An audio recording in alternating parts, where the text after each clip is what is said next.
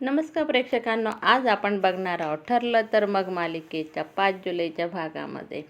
साहजिकच आहे, काल आपण बघितलंच आहे की सायली असं तन्वी म्हणून ड्रेस घालून खाली येते आणि सर्वजण आश्चर्याने तिच्याकडे बघत असतात. आणि राकेश बघा लगेच कसं म्हणतो, अरे हे काय अर्जुन, तू कसं काय सायलीला तन्वी केलंय? अरे ती तन्वीच नाही आहे रे, तुला तर माहिती ना चांगलं.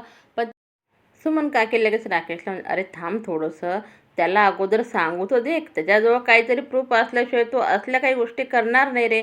अरे पण मम्मा असं म्हणताना परत प्रतापराव त्याला म्हणतात, राकेश अरे थांब थोडंसं, अर्जुन आणि सायलीने जे हे तन्वीचं विषय काढला आहे ना, त्यांच्याजवळ काय विषय त्यांचा ते आपण नीट तर ऐकून घेऊ अगोदर.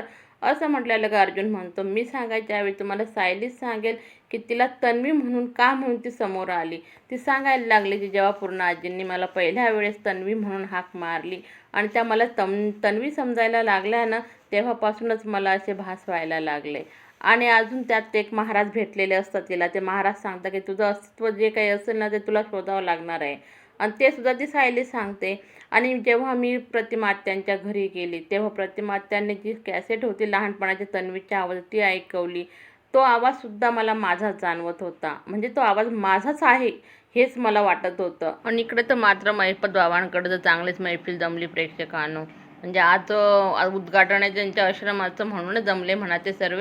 आणि ते कोणी मंत्री आले, ज्या मुलीने आश्रम बांधलाय ना ती सुद्धा तिथं आलेली आहे. आणि ते सर्व बाबांची इतकी स्तुती करत असतात महिपत बाबांची.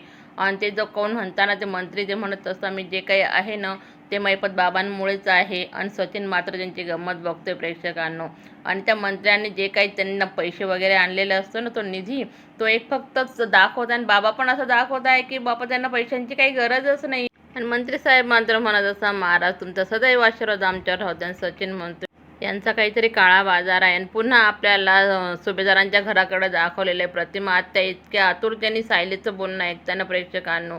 आणि ती परत सांगायला लागते की जेव्हा अर्जुन आणि तन्वी लहान होती, ते आईस्क्रीम खायला चोरून किचनमध्ये गेले होते, ते सुद्धा तिला आठवते. ती सुद्धा त्या आठवणीने इतकं गोड याच्याने सांगते ना प्रेक्षकाने की असं वाटतं प्रत्येकाला ते ऐकतच राहावं.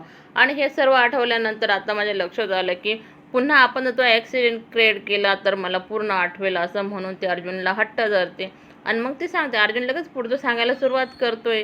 पण त्याच्यावर सुद्धा राकेश ऑब्जेक्शन घेतो आणि तो म्हणतो, अरे नाही रे, असं असं असं थोडे असतं, एवढ्या गोष्टींनी काय होईल, अजून काहीतरी प्रूफ पाहिजे ना असं म्हणता. बरोबर तो म्हणतो, हो मी प्रूफ आणतो ना.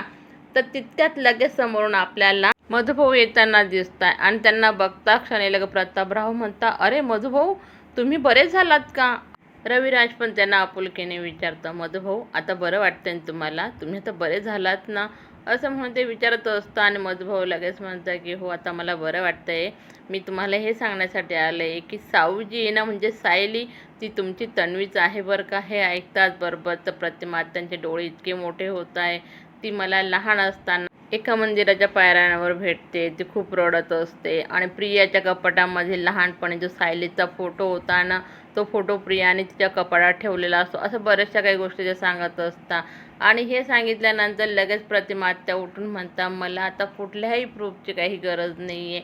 मला पहिल्यापासून जाणवत होतं की सायली ही माझीच तन्वी आहे. आणि त्या लगेच उठून सायलीला जवळ घेत आहे. आणि हे असं करत असताना अक्षरशः सर्वांचे डोळे इतके भरून आले ना प्रेक्षकांनो.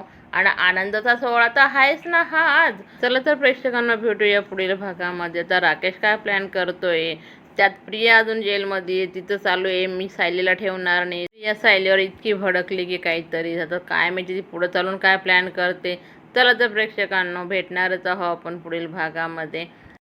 व्हिडिओ आवडला असेल तर माझ्या व्हिडिओला लाईक करा, चॅनलला सबस्क्राईब करा. धन्यवाद प्रेक्षकांनो.